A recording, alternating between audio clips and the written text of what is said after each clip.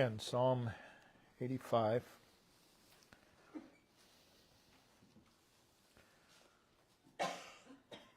Again, we'll read verses 1 through 7. Lord, Thou hast been favorable unto Thy land. Thou hast brought back the captivity of Jacob. Thou hast forgiven the iniquity of Thy people. Thou hast covered all their sin. Selah. Thou hast taken away all Thy wrath. Thou hast turned Thyself from the fierceness of Thine anger. Turn us, O God of our salvation, and cause Thine anger toward us to cease. Wilt Thou be angry with us forever? Wilt Thou draw out Thine anger to all generations? Wilt Thou not revive us again, that Thy people may rejoice in Thee? Show us Thy mercy, O Lord. Grant us Thy salvation. Once again, we'll develop the main thought from verse 6. We saw in the first message, there is such a thing as revival. Saw what it consists of. And in verse 6, there's this word revive. Anew again, to live again, to live anew, re-life, bring fresh life, to start again, to start again. And again, there is such a thing. Every child of God can start again. You don't have to wait to a new year every day. It should be a start again, a revival. So I want to see several things from this prayer, wilt Thou not revive us again? Several things concerning that.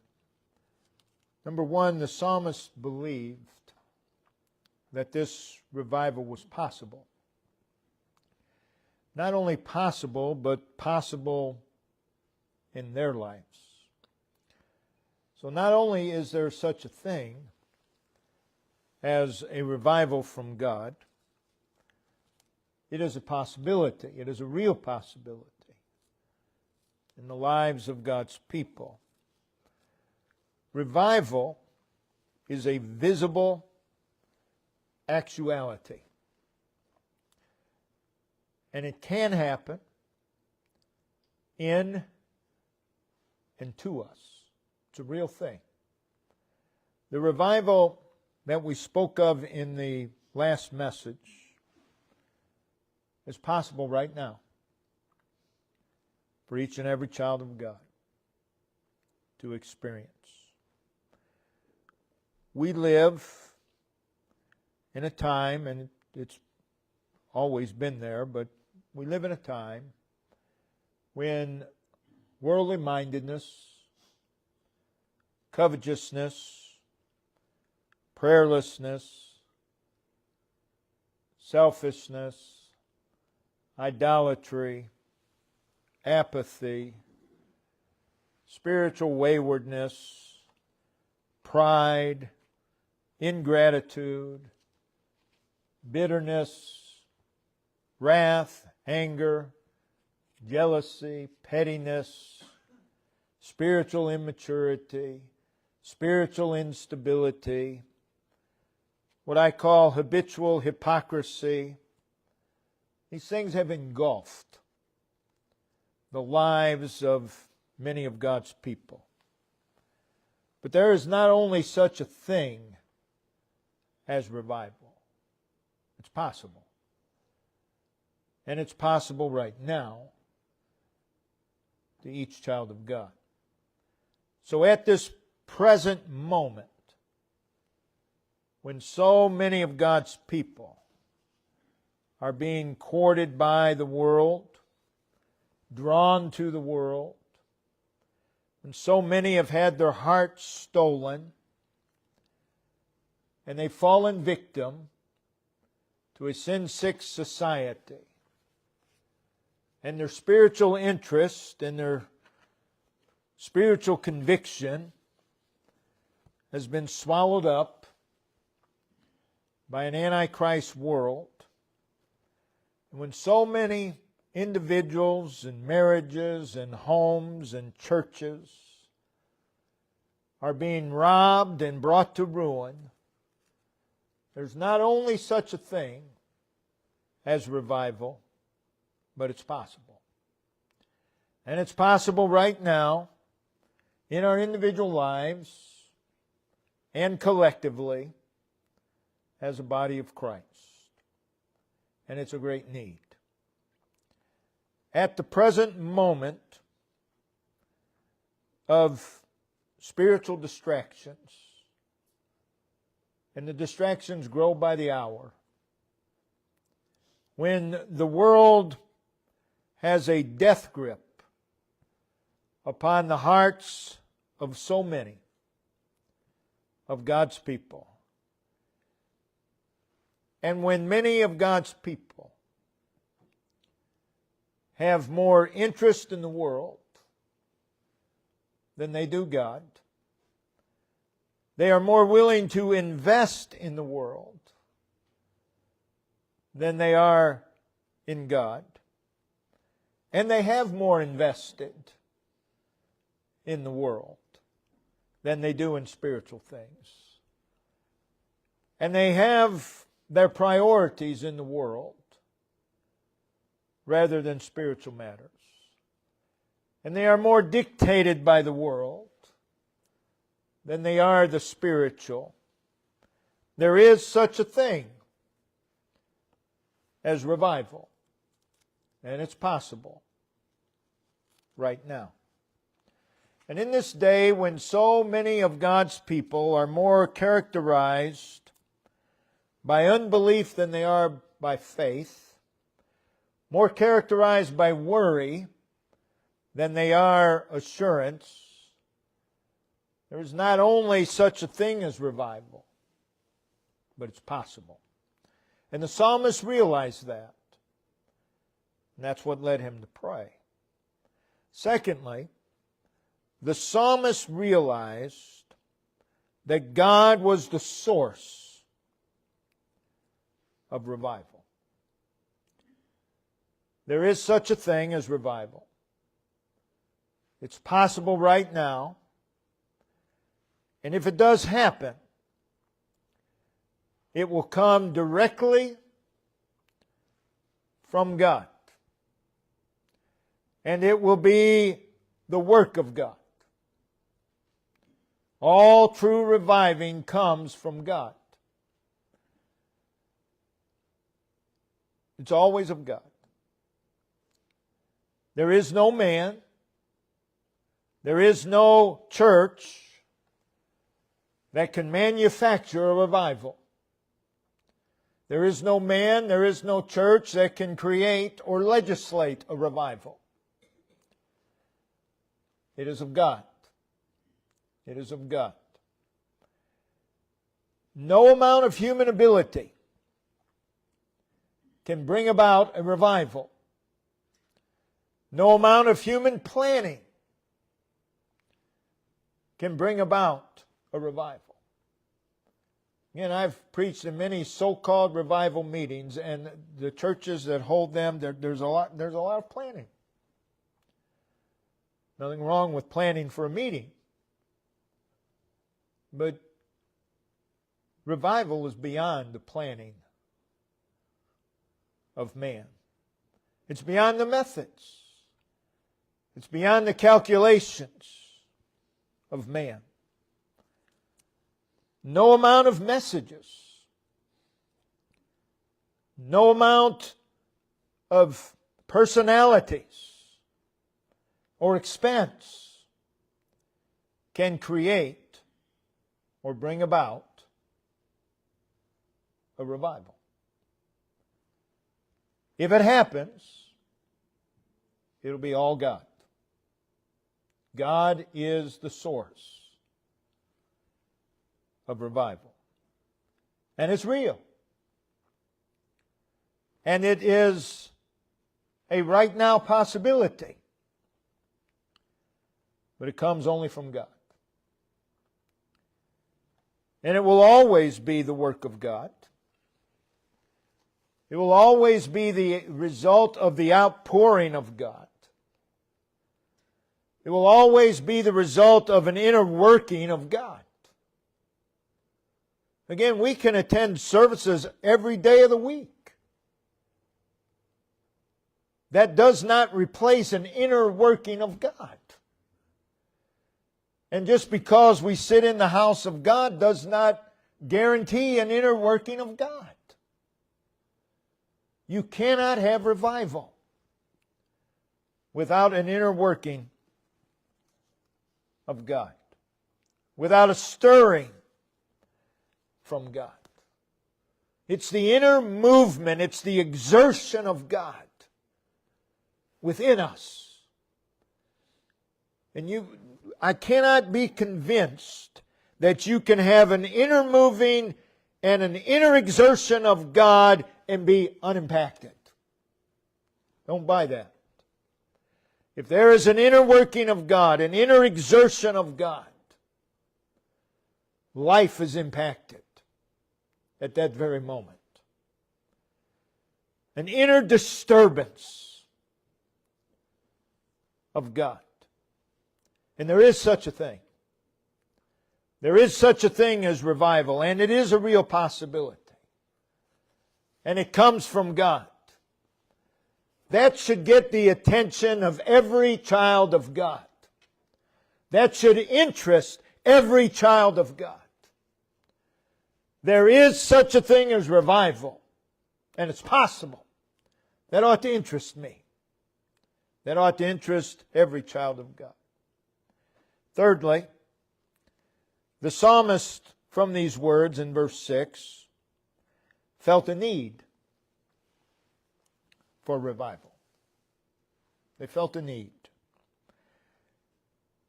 Wilt thou not revive us again? I hear a tone of urgency in those words. He felt a need. The need was painfully obvious. People will say, yeah, we need revival. But do we painfully feel that need? Big difference.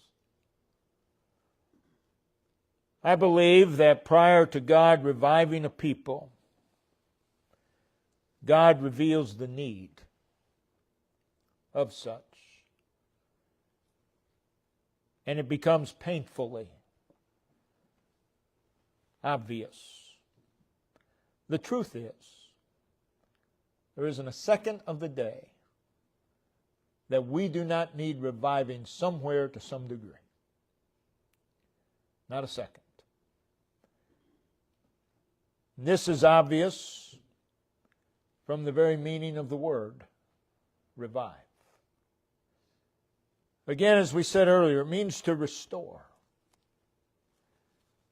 to bring back, or return. Is there anything in our lives that needs to be brought back? Can you look at your life and honestly say, no, I can't think of anything that needs to be brought back? The word means to recover. It means to regain, to reclaim. Looking at our lives, are there not spiritual things that need to be regained? To revive means to stop, to raise, to awaken, to arouse, to stir, to incite, to invigorate, to cultivate, to refresh and renew, replenish and stimulate. Can we look at our lives and not see that there are things that need to be restored? There are things that need to stop. There are things that we need to be incited and cultivated. The need ought to be painfully obvious. Because of our sinful flesh, because of our natural inclinations away from God, we can and we do get in a state of spiritual decline, spiritual coldness, spiritual apathy, and left untreated, you learn to live in that realm. And that's where most are. They've learned to live that way. It's become the norm.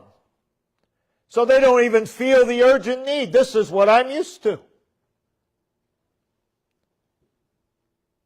We do get in a state of distance and detachment from God. And again, left untreated, we become accustomed to it. And it's no big deal after a while. This is the way I've always been. How sad. We do get in a state of spiritual disease. People get spiritually sick. There are spiritual germs that bring sickness. And sometimes I wonder, the house of God is filled with many a spiritual germ that makes people sick spiritually. We can become spiritually weary and exhausted and lethargic in the things of God. And the sad thing is, we become accustomed to it. Left untreated, that's what will happen. Our minds do become clouded with the philosophies and reasonings of this world. And we do, due to our sinful nature, become entangled with the affairs of life. That's true of all of us. But you can't stay there. That's the danger. That you learn to live that way. And we can and do lose our spiritual appetite. And our spiritual desire. And our zeal for the Lord and the things of God become mundane to us. How sad. And because it is common in so-called Christendom to substitute a form of godliness or the power thereof, we need reviving. And we can and do develop habitual hypocrisies, where the pretense becomes a way of life. And we can and we do fall into do-it-yourself Christianity. People say, well, I'm going to try harder. Go ahead. It's not going to make any difference. Christianity is not do-it-yourself. And then they convince themselves, well, I tried. That's not what produces what we need. And then they end up adopting a false brand of Christianity. And that's where we are today. Oh, the need is great. There are areas in our lives that need to be restored. There are spiritual things that need to be recovered. There are spiritual areas in which we need to be awakened. We need to be stirred. We need to be lifted up. We need to be refreshed. Again, everyone, to some degree, is in need of a reviving from God. Knowing the need and knowing that there is such a thing as revival, and knowing that it is a present possibility, and knowing that it only comes from God, do we plead do we beg with God, revive me? Which leads us to the next point. The psalmist had a fervent desire for revival. He desired it. That's why we read those words, revive us again. He not only realized the dire need of a revival from God, but he earnestly wanted it. When he prayed, wilt thou not revive us again? It was a passionate and burning desire. He wanted it. It's time for God's people to be honest. To be honest. God's people aren't very good at that. They really aren't. Not very good at it at all. Nor do they want to be. But it's time to be honest. Do I want a personal revival? Someone will say, oh, I would love to see the church revived. That's not what I asked. Do I want a personal revival? Do I really want it? Think about what reviving is. It's a God interruption. Do you really want God to interrupt your life? Do you really want that? Well, can He do it in a way where it doesn't interrupt too much? That's not a revival. But if God's people were honest, that's what they want. I want a revival with no interruptions to my life. Well, that's not revival. Reviving means that we are brought face to face with our sin. Do we want that? Do we want that? Most people fight against it every church service. Do we really want? Oh, I wish so-and-so was here to hear that. Do we want to be brought face to face with the vileness of our sin? Do we want God to cause us to forsake sin?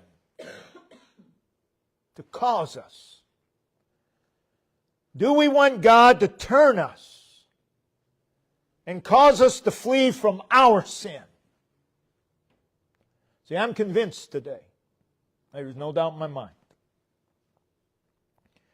Today, churches, they'll preach against the sin that's out there.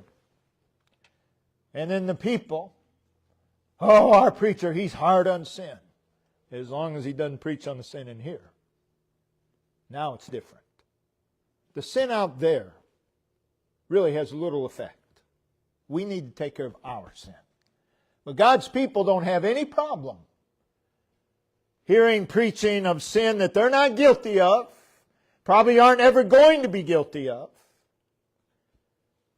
And they'll say, oh, we're strong. No, you're not. No, you're not. You've just misidentified the need, is all you've done. We're talking about a revival that will not allow us to stay in tune with the world. Do we want that? Do God's people want to be separated from the world? If they're honest, no, they don't. They don't want any part of it. All certain things, the things that are easy for us to do. But they want to stay in tune to the world. A revival that will make us more and more strangers to this world. Do God's people really want that? A revival that will make them more identified with Christ. I'm talking about the Christ of the Bible, not the Christ of their imagination. Do we desire that?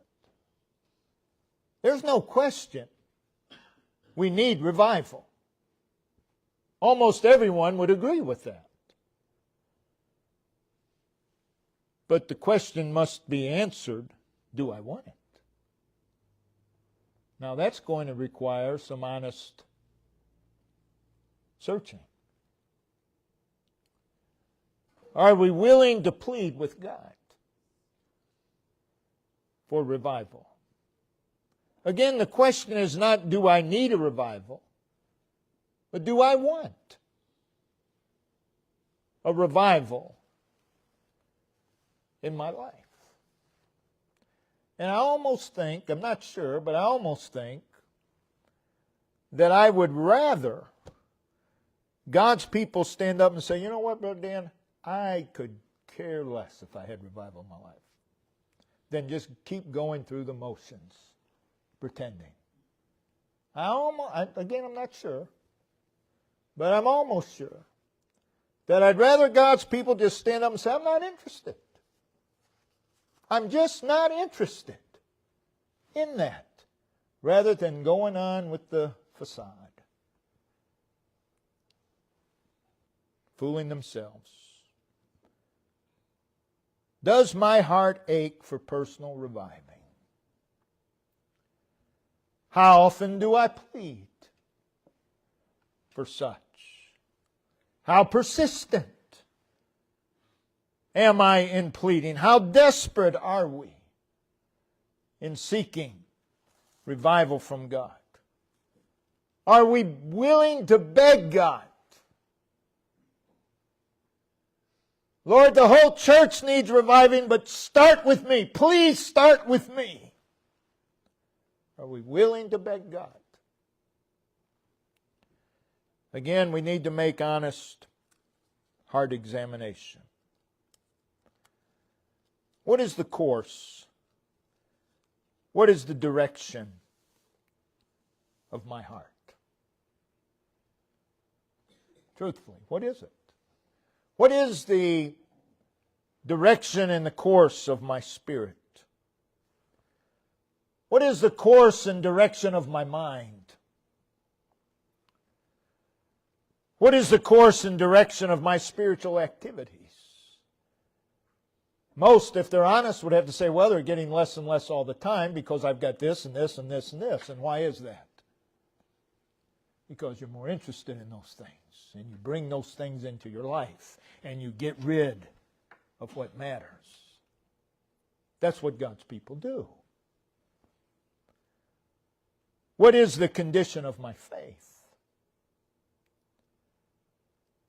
What is the course and direction of my relationship with God? What is the course and direction of our relationship with our brothers and sisters in Christ? What is it? What is the course and direction with regards to the world? Knowing that there is such a thing as revival, knowing that it is a right now possibility, and knowing that it only comes from God, are we willing to pray with the psalmist, revive us? Or we could say, revive me. In closing, in Lamentations chapter 5, verse 21, we read, Turn thou us unto thee. Again, God taking hold of us, God putting His hands upon us, and literally turning us. Do we want that? Do we want that? Do we want God forcefully coming into our lives? Well, I kind of rather decide on my own. Yeah.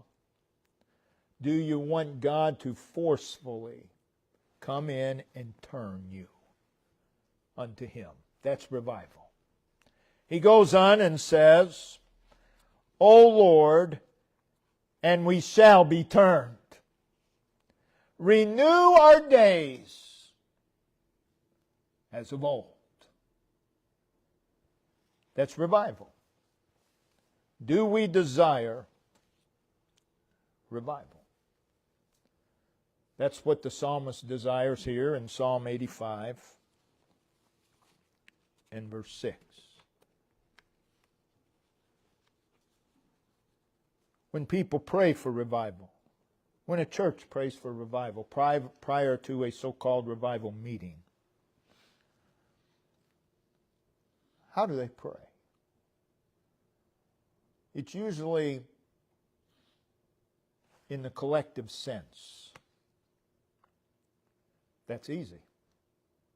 That's much easier than bringing it down to the personal sense.